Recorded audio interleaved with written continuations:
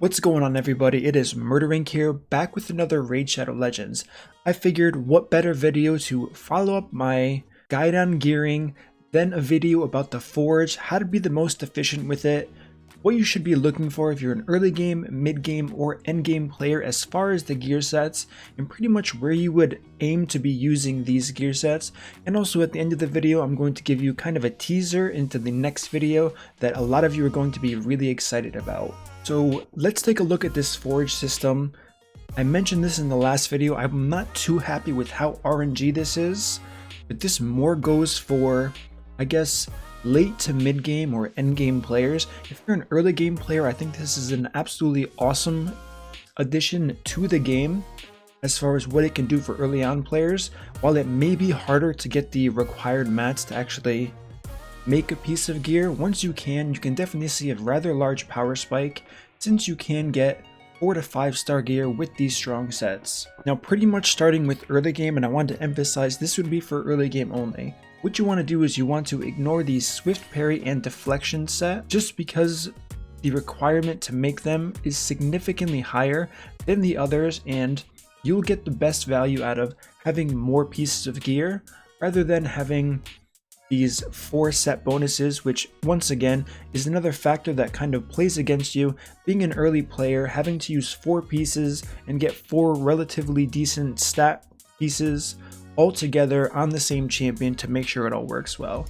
So if you're early game, I highly recommend aiming for resilience and perception. If you did have to choose between the two, perception would probably be the goal for an early game player, using the rest of their resources in the resilience set. Now let's move on to mid game players. This is where I would actually remove the resilience set from the equation here, where you're only focusing on perception and deflection if anything. And once you're farming dungeons pretty comfortably, moving on to that stage 20, that's when at the end of the mid game segment of your progression, I would recommend looking into swift parry, but not before then. Going back to the main point of how difficult it actually is to get 4 solid pieces of this.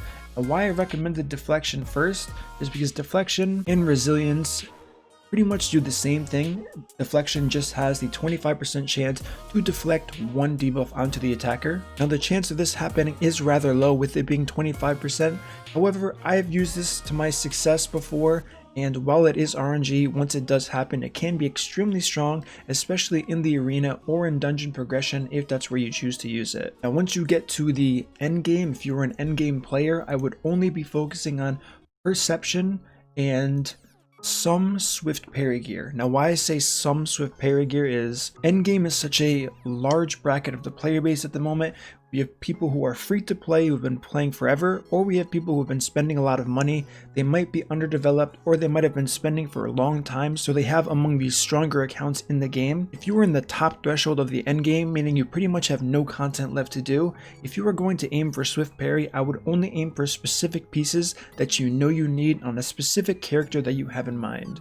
If you are in the early end game, just aim for anything, and I'm going to go over the most efficient pieces for all of these sets for all players momentarily. And with perception being such a new set, this set's probably going to be the main focus of most end game players, as you're going to get the most benefit out of it, especially if you want to progress into the arena with the high accuracy requirements when you're trying to face the resistance teams, as well as possibly the Doom Tower, because we're not really sure how the resistance is going to scale in the Doom Tower as of right now. And as I've mentioned before in other videos, they take the base stats of the ascended version of the champions with no gear on them, and that's how they used to scale them. It seems highly unlikely that's going to be the case for the Doom Tower, so this could be one huge reason why they ended up releasing a set like the perception set to give you that edge on accuracy and speed, so we can actually compete once this new content comes out. Now this goes to the point where all players can take away from this.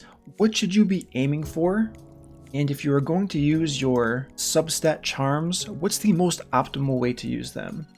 Now, as you can probably imagine, going for a glove piece, chest, or boot is extremely risky because you have the chance of getting a flat stat. What I would highly recommend is, if you really want to target a piece, go for the weapon, helmet, or shield when you're using your best charms.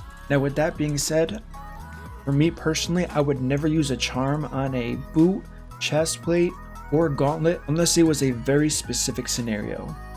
Let's say, for example, I'm aiming for speed boots here. While speed boots are going to be the main goal, I wouldn't be opposed to HP percent, attack percent, or defense percent with the speed substat, because there could definitely be some synergy there. So what I don't want to do is I don't want to use HP, attack, or defense on any of these pieces. If I had to burn a charm, which once again I wouldn't recommend on the boot, glove, or chest piece, I would say crit damage, crit rate, resistance, or accuracy. That would hold the same for a chest piece as well as a glove. Now for a glove, if you wanted to be safe, you could burn the HP percent, since HP percent gloves aren't really in high demand right now as far as what you would be aiming for. And the same can definitely apply to an HP percent chest piece, as defense percent really gives you a lot more value in the end. And kind of like I explained in the gearing video before, you can get HP percent with matching set bonuses, substats in a ring, a necklace that is actually flat HP, so on and so forth. So going back to the gearing on what I would recommend, usually if I have a weapon, I'm aiming for crit rate, accuracy, or speed. And as far as a helmet, this is where you kind of have to look at where your account is and what your account has to offer at the moment, because based on how RNG this is, it's, I don't want to say unlikely, I try to stay positive, but the chances are very slim you're actually going to get what you're looking for. So ideally we would want a 6-star helmet here. Now 6-star helmet, now I have to think who I'm going to use a piece of Swift Parry on. And on top of that, who needs a helmet? Now one champion that I do use Swift Parry on quite often is going to be Tormund. So I have to decide what stats do the current helmet on Tormund have, and what could be a potential upgrade. So obviously Tormund scales off of defense, however I'm currently running Tormund with 6,000 defense, so I'm not looking to bump that up anymore. He's not at 100% crit rate, so crit rate is absolutely something I could be looking for. And the same applies for crit damage. As far as resistance goes, that's not a stat I'm going to be looking for, because I really don't care if he gets CC'd.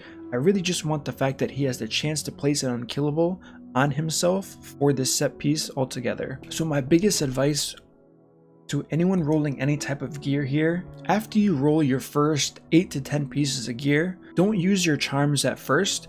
Make sure you're using your charms once you already have enough gear to complete a set, see exactly which stats you're missing, and then directly aim for that after, and you will have much better success with this forge system on being efficient, as opposed to just rolling all weapons, all boots, trying to hope for those speed boots. Know your account well. If you have good speed boots in a different set, don't try to get it with this set just because you could use more speed boots. Aim for using no charms at first, since if you are actively playing, you're going to be able to craft quite a bit from this, especially from the perception and resilience sets, since they go all the way down to 3 to 4 star with very minimal requirements as far as what you actually need. So only really use those beneficial charms once you can determine exactly what piece you're needing and what substat you want on that piece.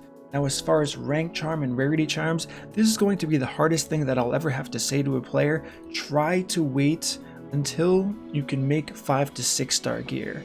I'm sure a lot of people will have a ton of 4 to 5 star gear for this bracket based on their progression.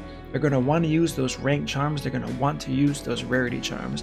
I highly recommend waiting until you hit that 5 to 6 star threshold, because the value is going to skyrocket, as opposed to having the opportunity to get that legendary 4-star piece, or to use a rarity charm, have it not work and get a 4-star piece anyways. At least if you use it, you're still getting a 5-star piece on that final bracket there, so in the end it's going to be most efficient and worth it in the end if you do decide to wait up until that point. So with that being said, I do have 2 pieces to roll here. There's nothing that I'm actually looking for, so let's kind of take it for a spin, see what I get here. Okay, this is actually a really good, we have a 6-star weapon with very good stats. We're going to keep that. Now let's roll it again. I happen to get lucky every once in a while. And we have a 5-star resistance chest. We'll keep it just in case. So what I want to know is, what are your thoughts on how to be most efficient with this forge? Do you have a separate strategy other than what I've just said, as far as aiming for certain pieces or waiting until you hit that 5 to 6 star roll? Do you agree with what I said about the early, mid-game, and end-game? I'm definitely looking for some type of viewer feedback just to see what you guys have been doing in the first day, to see how different it is from what I've devised as in my opinion to be the most efficient way to approach this new forge system. And once again, like I've said probably 3 times, don't get your hopes too high because you're gonna get crushed. It is what it is with this game. It's kind of why we like it, that gambling aspect. But all in all, you'll probably get crushed in the end, so go into this with low expectations, and if you get something good, kind of like I did on that first piece, you get that little bit of a rush. Now that we've made it to the end of the video, I want to show you what I have up my sleeve, what I'm going to be working on for my next video that I'm going to release hours after the video I'm currently showing you now. This is going to be a lot of fun. It's really going to open a lot of doors for a lot of players. And I'm going to be talking about a champion that was in the rebalance that really hasn't been talked about a lot. Let me just show you Hexia level 25, going through 12-6 brutal, and just look at the damage she's doing. Granted, I have MurderInc here, I understand. I'm aware, you guys as the viewers are aware, but let's just go over the fact that she's level 25 at the moment, and I'm not maximizing her potential based on her kit. So I'm really looking forward to having a lot of fun with Hexia. I already have a duo partner in mind. I'm going to be using her in the arena. I'm going to be using her in dungeons, and I'm going to go over the concept of using her in the clan boss. However, I'm probably not going to showcase what she does in the clan boss just yet. So that's my preview. Hopefully you guys are as excited for it as I currently am, because there is a lot of hidden potential with this champion that I think a lot of people overlooked. Alright guys, thanks a bunch for watching. If you like this content, don't forget to subscribe, turn on that notification bell so you don't miss this next video that's coming out on Hexia, and I will see you all in that upload.